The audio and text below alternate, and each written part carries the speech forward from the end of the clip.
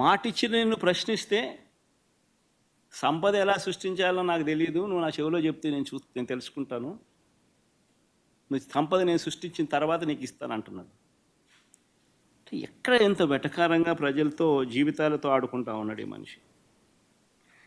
చీటింగ్లో PhD తీసుకున్న ఈ వ్యక్తి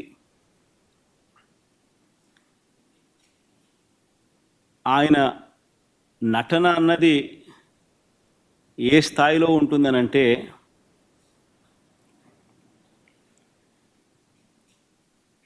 తానిచ్చిన హామీలను తానే ఎగరగొడతాడు. ఎగరగొట్టి చాలా బాధగా ఉంది అంటాడు,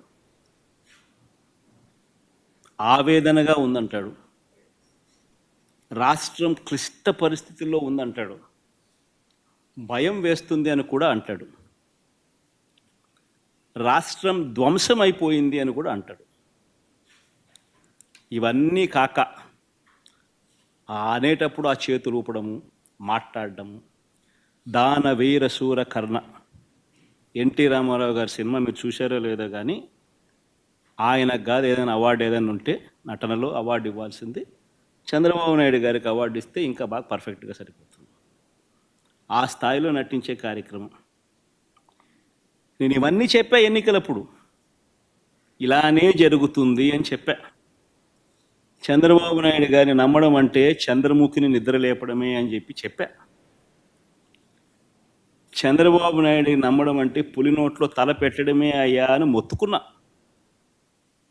చెప్పా నేను ఇవన్నీ. నేను చెప్పినప్పటికీ కూడా పొరపాటున ప్రజలు పొరపాటు పడ్డారు. ఈరోజు చంద్రబాబు నాయుడు గారి మోసాలను, చంద్రముఖిని మళ్ళీ నిద్రలేపి ప్రజలందరూ కూడా బాధపడే కార్యక్రమం జరుగుతూ ఉంది.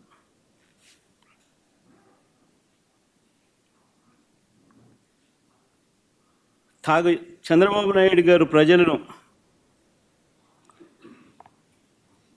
వంచే కార్యక్రమం ఏదైతే ఉందో, మోసం చేసే కార్యక్రమం ఏదైతే ఉందో, అది స్లోగా ఒక పద్ధతి ప్రకారం స్లోగా పాయిజన్ ఎక్కిస్తుంటాడు. తన అబద్ధాల ఫ్యాక్టరీలో నుంచి అబద్ధాలను బయటికి తీస్తాడు. దానిని ఈనాడు, ఆంధ్రజ్యోతి, TV5 వీళ్ళంతా కూడా రకరకాల పద్ధతుల్లో పబ్లిసిటీ ఇస్తారు.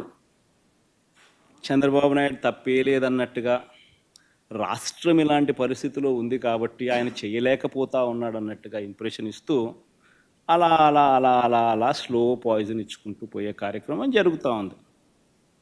ఒక పద్ధతి ప్రకారం, ఒక ప్లాన్ ప్రకారం.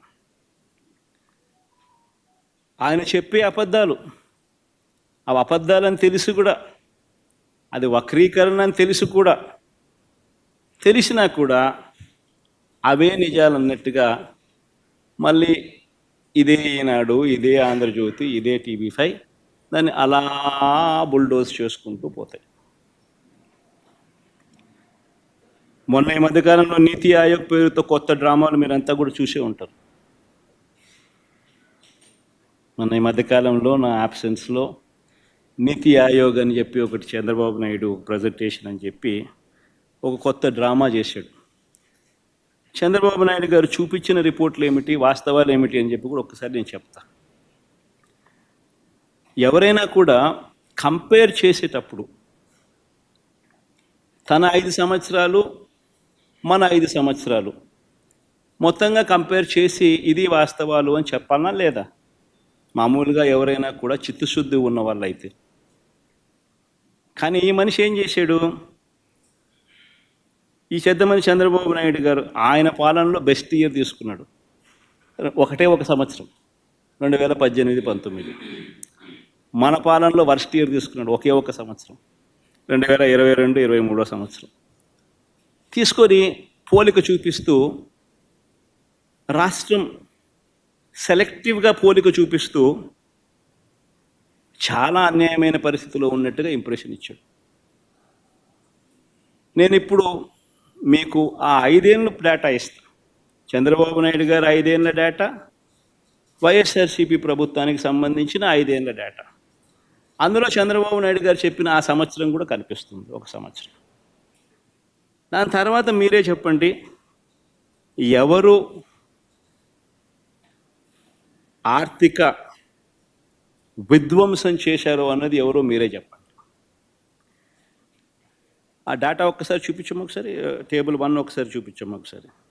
ఇన్ఫ్యాక్ట్ మా హయాంలో ఇంకోటి గుర్తుపెట్టుకోవాల్సిన అంశం, చాలా గుర్తుపెట్టుకోవాల్సిన అంశం ఒకటి ఉంది. మా హయాంలో 2.5 సంవత్సరం కోవిడ్. మా హయాంలో, వైఎస్ఆర్సీపీ హయాంలో 2.5 సంవత్సరం కోవిడ్. చంద్రబాబు నాయుడు గారి హయాంలో కోవిడ్లు లేవు, పాండమిక్లు లేవు, ఇంకొకటి లేవు. క్యాపిటల్ ఎక్స్పెండిచర్ ఒక్కసారి గమనించండి, ఎవరు ఆర్థిక విధ్వంసం చేశారు అన్నది ఒకసారి గమనిద్దాం. 2014 నుంచి 2019 దాకా చంద్రబాబు నాయుడు గారి హయాంలో యావరేజ్ క్యాపిటల్ ఎక్స్పెండిచర్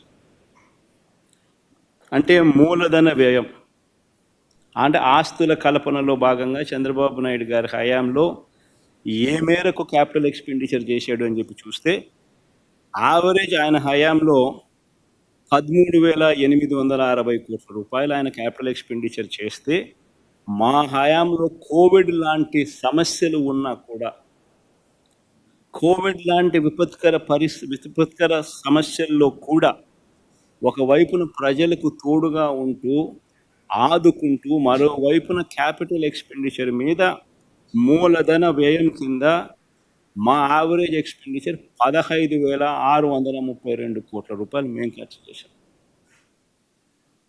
అంటే ఎవరి హయాంలో ఆర్థిక విధ్వంసం జరిగింది అని నేను అడుగుతా ఉన్నా. ఇది కాగ్ రిపోర్ట్.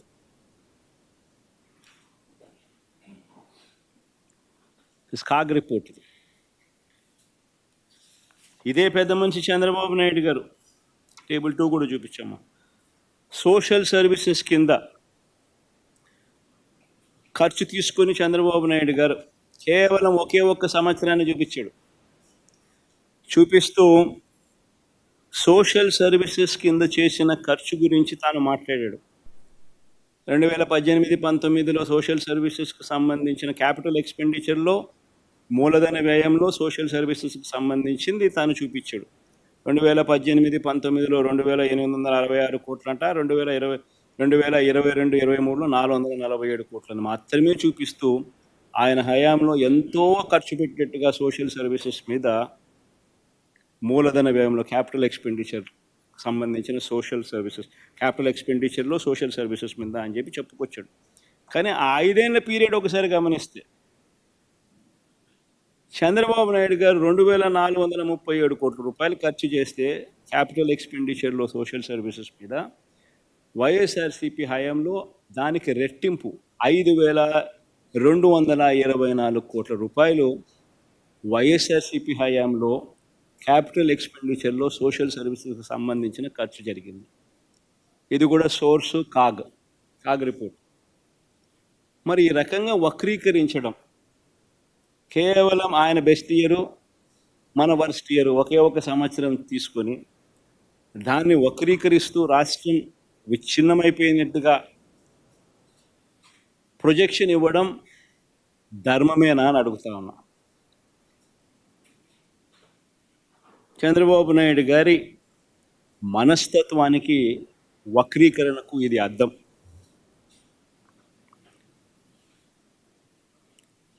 ఏ రకంగా కూడా చూసుకున్నా కూడా మా ప్రభుత్వం అన్ని రకాలుగా రాష్ట్రం ముందడుగులో పెట్టాం. టేబుల్ 3కి బొమ్మ 2014 నుంచి 19 మధ్య చంద్రబాబు గారి హయాంలో దేశ జీడిపిలో ఆంధ్ర రాష్ట్ర వాటా ఎంత? ఇది వెరీ సిగ్నిఫికెంట్ పాయింట్. రాష్ట్రం ఎవరి హయాంలో పురోగతిగా అడుగులు ముందుకు వేసింది, ఎవరి హయాంలో అడుగులు వెనక్కి పడ్డాయి అని చెప్పడానికి this is one of the very critical aspects. Contribution of states GSDP in national GDP. National జీడిపిలో రాష్ట్ర వాటా ఎంత అని చూస్తే, చంద్రబాబు నాయుడు గారు 5 సంవత్సరాలలో 4.47% వాటా అయితే, వైఎస్ఆర్సీపీ హయాం 5 సంవత్సరాలలో ఆ వాటా ఏకంగా 4.80% పెరిగింది.